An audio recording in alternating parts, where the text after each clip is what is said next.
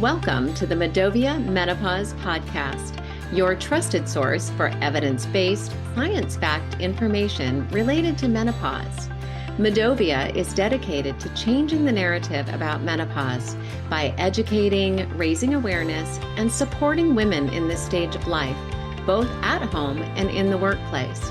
Visit MiDOViA.com to learn more. I'm one of your hosts, April Haberman, and I'm joined by Kim Hart. We're co-founders of MiDOViA, certified health coaches, registered yoga teachers, and midlife mamas specializing in menopause. You're listening to another episode of our podcast, where we offer expert guidance for the most transformative stage of life, bringing you real conversations, education, and resources to help you overcome challenges and reach your full potential through midlife. Join us and our special guests each episode as we bring vibrant, fun, and truthful conversation, and let us help you have a deeper understanding of menopause. Today's guest is Michelle Cecil. As part of our Women's History Month, Michelle joins us for her personal menopause testimony. Michelle is a private music teacher teaching piano and voice and has been doing that for the better part of the last 30 years. She is a musician who plays keys and sings on her worship team at church and also sings with an ELO tribute band called Face the Music. Michelle's 55 years old and is postmenopausal and has had her own battle with PCOS, or polycystic ovarian syndrome. If that's of interest to you or you're familiar with that, join the conversation to learn more. We have you here, Michelle, as part of our Women's History Month. And as you know, audience knows, we have personal testimonies and stories from real women, real stories about menopause. And I know that you have a quite interesting story to share. And I won't steal your thunder, but I will prep our audience by saying part of Michelle's story has to do with PCOS. So if you've heard that word, that term, or you're wondering what the heck that is, take a listen. Don't turn this podcast off. You're going to want to hear what she has to say. So with that, let's just dive right in. I'm going to have you tell our listeners a little bit about your background first. So if you can share with us, what is your age, what's your background, and kind of prep your story a little bit for us. Yeah. So I'm 55, married, got 3 kids. We're a blended family, 6 grandkids. I'm a musician. I teach music, and that's the basics. Yeah. Okay. So you're 55. Are you postmenopause? What stage of menopause are you in right now? Well, I think I am postmenopause. I had an endometrial ablation when I was, I think, 43. Okay. And so I don't really have periods, haven't had periods in years, but about 3.5 years ago, I guess I kind of had like a last hurrah period. Okay. Out of the blue with cramps and everything. And then nothing since. But with an ablation, you don't bleed either. So I kind of assume that's what that was. So that would put me at a year without a period and some. Right.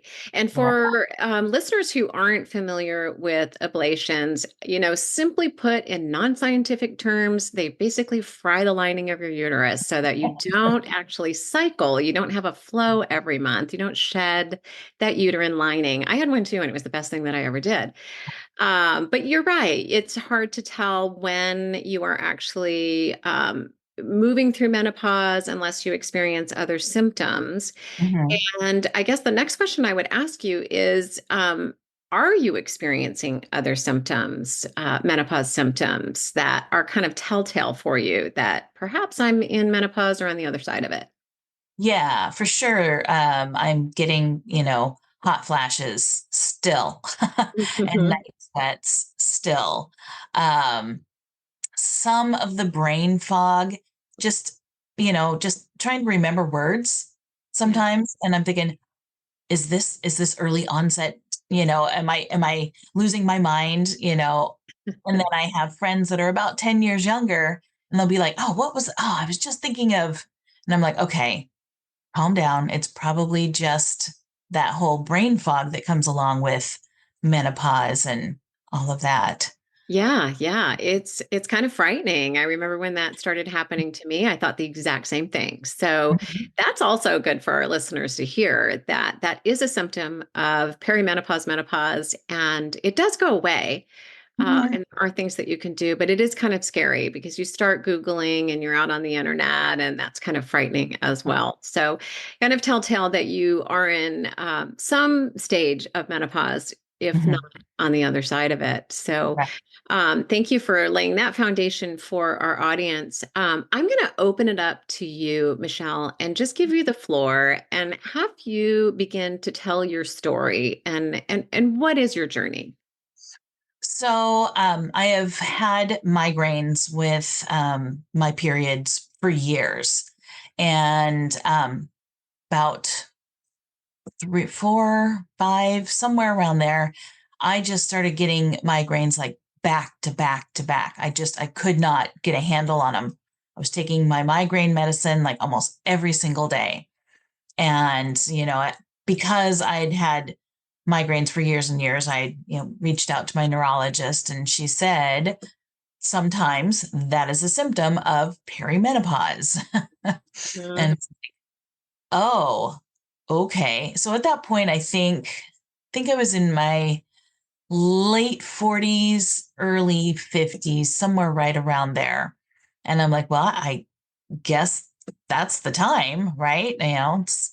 I don't know why else it wouldn't be that. And so that was the first sign for me. Um, like I said, I really don't have periods, so that wasn't something that was cluing me in. And then about the same time as the migraines started happening, we had done a remodel at our house, and I have spent my entire life cold. I'm Mm. that person that, it's like I'm cold, blankets and warm sweaters and all of that stuff. And my husband lovingly installed heated floors in the bathroom, and he Nice. installed a heater in the bathroom. We have an old house. And so the bathroom was always cold. So, but there's a heater in there now, and I'm getting ready in the morning and I'm opening the window up to let the 30-degree air in because my face is just drenched in sweat. Yes, like what is happening to my body right now? Yeah. And so thank you for installing those things. I don't think I'm going to need them right Yes, now. yes. Air conditioning, please. Yes. And we'd get into the car and my husband would, turn on my seat so that it would heat up. And I'd be like, no, no, no, no, no, don't. Yes, yes, yes. How often were you experiencing those hot flashes? In the beginning, it was, daily, couple times a day, Mhm, and mhm. always in the morning. And I don't Okay. don't know why, but always in the morning, and then like a couple throughout the day. And I teach piano and voice, so Mhm. it's not a really active job. And I'd be sitting there, and all of a sudden, just like I'm just wiping sweat. And I'm sure that my face is beet red, and these poor students are looking at me like, "Is she okay? What's going on?" Yes. If that's another 50-year-old woman sitting next to you, we understand it, but a child thinks something's seriously wrong. Yes. Mhm, mhm. Yeah. Yeah, so, I've definitely learned to layer up because, at any given moment, all of a sudden, my temperature just, goes up and I'm starting to take things off. Yes, yes, exactly. So the hot flashes and your headaches, which is actually it is very common in Mhm, menopause. And I caught the fact that your neurologist asked and made that distinction, right? That mhm. correlation Yeah, between headaches and perimenopause, which doesn't happen often right. or all of the time. So I'm glad to hear that that was the Yeah, case for you. Yeah. yeah. But Yeah. what happened next? You're in this stage.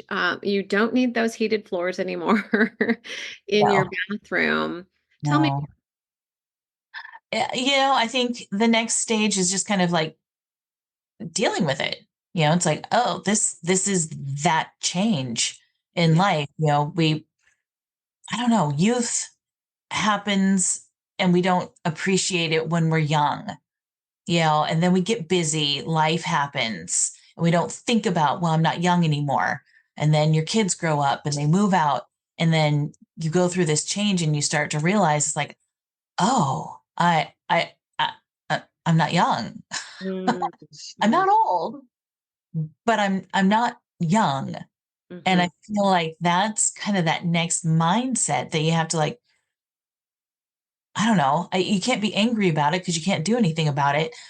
But in a way, you are a little like frustrated. It's like, "Ah, but when did this happen? When Yeah. did, when did all of this happen? I wasn't ready for this." Yeah. You bring up a really great point, and I think something that a lot of women don't talk about. We call it here at MiDOViA the middle place. We are straddling this place in our lives that feels really, really awkward. It's kind of like a new pair of shoes, or it feels like you're putting on a new outfit, and you're like, I don't really know what outfit to put on right now because I'm not old, but I am getting older, right? To Right, your right. point. And it's a mix of emotions. So I'm going to ask you, what emotions were you feeling? Are you feeling during this stage of life? Do you fluctuate? Talk to the audience here. Maybe women that haven't even started perimenopause so that they understand that this is normal. Mhm. I feel like I'm now at a stage where it's like I've accepted it. Um, but like there are moments where it just becomes really blatant that somewhere along the lines I went, from young to middle. Mhm. uh, I have some friends that are in their 40s, and a bunch of us went out the other night up to a casino for dinner and whatnot. And I was the oldest woman there. Mm. And I just realized it's like, I'm, I love these people, but I don't have the same life that they have right now. Mhm. A lot of them are talking about raising their kids and, what's it going to be like when they're empty nesters? And I'm like, hey, Come ask me.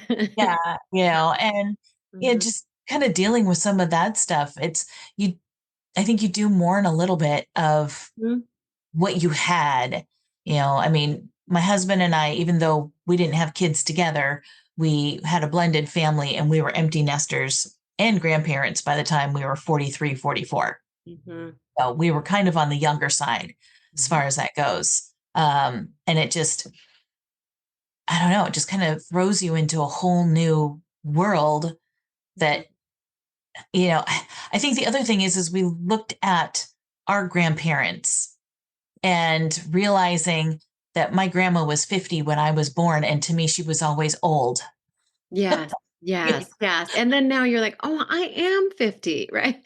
I am Yeah, in my yeah, 50s. Yes, yes. yeah. Perception, right? And what does that look like? And that surrendering piece without feeling like you're throwing in the towel, right? Like, Mhm. I'm not saying that we're throwing in the towel here and that we're going to Yeah, let everything go to heck in a handbasket, but there is a realization, right? Like I have to accept some things because this is what happens. The sadness, the mourning that you mentioned, and also holding in that exact same space, the joy that comes from it, the right. freedom that comes from it, the oh, I don't even know the word, but just this renewal of self as Yeah, well that can come with this midlife stage and menopause is actually just freedom. It feels yeah, free in some ways. Yeah. yeah, So yeah. tell me a little bit about PCOS because you have personal experience with that as well.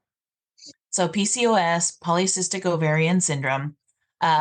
Basically, your ovaries go kind of crazy every month and they make several cysts.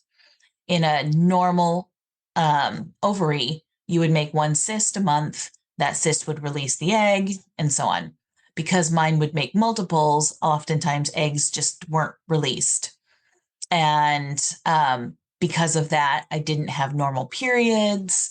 And I, when I did get pregnant, it was kind of like a miracle. It wasn't planned. And so I feel very fortunate because a lot of women with PCOS deal with infertility. Mm-hmm. So, Very and difficult to get pregnant with PCOS. And it is, the ovaries are producing an abnormal amount of androgens, which are male hormones for listeners that aren't familiar with PCOS. And it can cause infertility or difficulty, rather, getting pregnant and other things. Did you experience some of the other symptoms from PCOS as well, outside of yeah. not having normal periods? Yeah, I mean, there's other things. So there's insulin resistance that often goes hand in hand with that. And so I had been on metformin for years. And actually I've started following somebody who does a whole PCOS diet. Mm. And in the process of doing that, I've lost weight. I've lowered my numbers. I'm no longer taking metformin for my insulin resistance. There's other things, sometimes high cholesterol, there's unwanted body hair. There's Yeah, the just, male hormones, right? Yeah. yeah, it's just all kinds of things that, and then all of that plays into a woman's psyche too, because you want to do what your body is made to do. You want to have babies, you want to, be pretty. You don't want to have to deal with, plucking things. Yeah, exactly. Right. You have all of that other layered identity stuff out there, right? And then on top of it, PCOS, which is the symptoms that you just mentioned, but also irregular periods, having difficulty getting pregnant. And it is getting better, but sometimes it's hard to diagnose PCOS as well. So I'm just wondering what that experience was like for you with your healthcare practitioner or practitioners. Well, I actually diagnosed myself years ago. My husband and I did Atkins, and I read the book. And I got to this one chapter in the book, and he's talking about PCOS and he's describing it. And I'm like, holy cow, that sounds like me. And Yeah. so when I did go in and see my gynecologist, I said, is that possible? Could I have PCOS? And yeah, so I've had an ultrasound and they've looked at my ovaries. And so they did confirm that later. But, prior to that, I would go to the doctor and I'd say, I'm in my 20s and my 30s and I'm still having these irregular periods. They'd be Mhm. like, okay, well, let's put you on the pill. Yes. I Um, was going to ask you if you were given the pill, yeah, as a solution. Hmm. multiple times. Yeah. Yeah. And, at times you don't want to be on the pill. Mhm. And so that was frustrating. They would, they'd look at my cholesterol numbers and they would, well, you need to eat less, fried foods. And I'm like, I don't eat a lot of fried foods. Mm. Just this kind of dismissive, like, well, here's the issue. Just take this pill. Just do this, do that. And rather than, getting to the root of the issue. Yeah. The Oh, holistic care, right? The whole person. And so for women that might be experiencing some of the same things, the irregular periods and maybe the unwanted body hair and some of the weight gain and your cholesterol levels, what would be your recommendation if you could reverse time and go back, what mhm. advice would you give someone that's in the same shoes? Well, like I said, I started following someone who has this whole PCOS diet. And the number one thing I would say is give up sugar. Mhm. I know Oh, that. darn it. Yeah, that's probably one of the hardest things for a lot of Mhm. people. Mhm. I've pretty much given up sugar altogether. and I don't miss it, but I've never been a sugar person. I'm more of a salts person. You're going to find me at the chip table Uh-huh. before you find me at the cookies table. So, Yeah. um, but I mean, there's a lot of things that we can do with using food as medicine as opposed to, and I'm not saying don't use medicine. If you need medicine, use it. Yeah. Um, but I think when we put a lot of the right things in our body will respond to that. Mm-hmm. Yeah. So, I mean, Couldn't agree more. I couldn't yeah, agree more, Michelle. yeah, The gut connection is mhm, pretty amazing. Mm-hmm. yeah, Mm-hmm. yeah, it is. So you learned that through your diet you could, and I use the word diet very lightly. I don't mean like a fad crash diet, but maybe lifestyle eating, right? For you, for your body, and what was happening at that place and that time Mhm, worked for you. Yeah, right. Yeah, yeah. it's a native Anything else part. that you would like to share with the audience as it relates to your menopause journey, your PCOS journey, anything that I haven't asked you that you would love to leave with the audience? Well, I love this. I love this, that what you're doing. But I mean, women should talk to women. And, if they've been there, I think a lot of us are willing to share, because it is a journey and we should, I remember, okay, I remember when I was like 11, 12, and every weekend on Monday mornings, we would discuss who got their periods. Mm-hmm. It Mm-hmm. was a big thing, but a lot of people are like, not really talking about menopause that much.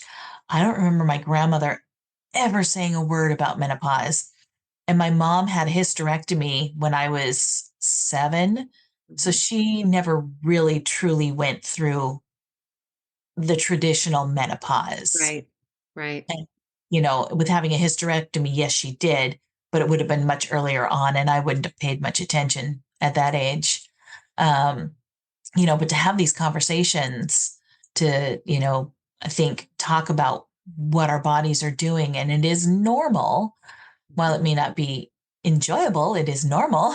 Right, right, exactly. It is a normal process that our body goes through, whether it's from a hysterectomy and you're pushed into menopause right away, or it's happening more naturally, right? It is Right, something that our bodies go through. And my grandmother didn't talk to me about menopause either. My mom didn't talk to me about menopause either. I don't know that she even knew she was going through menopause. So storytelling is really important. yeah, And I thank you again for telling your story so that our daughters and their daughters and other generations have a different history, right? The right, history looks different going forward. And we keep hearing community.